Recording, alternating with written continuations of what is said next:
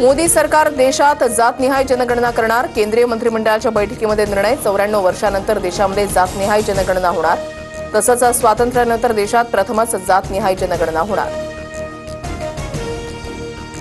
संध्याकाळी 7 वाजता राहुल गांधींची पत्रकार परिषद। जातनिहाय जनगणनेसंदर्भात राहुल गांधींची पत्रकार परिषद। पंतप्रधान नरेंद्र मोदींचा रशिया दौरा रद्द। विजय दिवस परेडसाठी मोदी उपस्थित राहणार होते। भारतामधील सद्यस्थितीमुळे मोदींचा दौरा रद्द। रशिया सरकारची माहिती। पाकिस्तानकडे अणुबॉम्ब हल्ल्याआधी शत्रू 10 वेळा विचार करेल।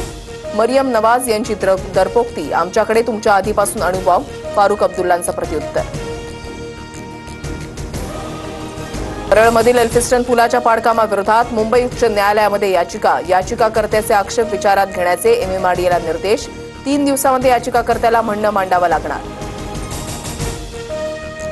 कोल्हापूर जिल्हा बँकेच्या वारणानगर शाखेमध्ये 3 कोटी 22 लाखांचा घोटाळा। 5 कर्मचाऱ्यांवर गुन्हा दाखल तर 4 कर्मचाऱ्यांना अटक। कोडोली पोलिसांची कारवाई।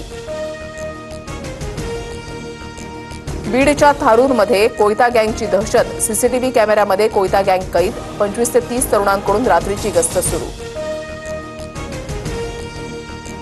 नवी मुंबईतल्या वाशी गावात पालखी सोहळ्यादरम्यान 2 गटामध्ये हाणामारी। पालखीच्या दर्शनावरून वाद झाल्याची माहिती।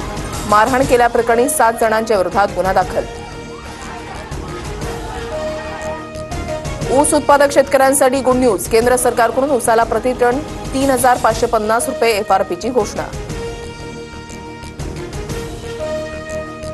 जीएसटीसह सोन्याचे दर 99,498 रुपये तर चांदी 1,0940 रुपये किलोवर। अक्षय तृतीयेला ग्राहकांच्या खिशाला मोठी कात्री।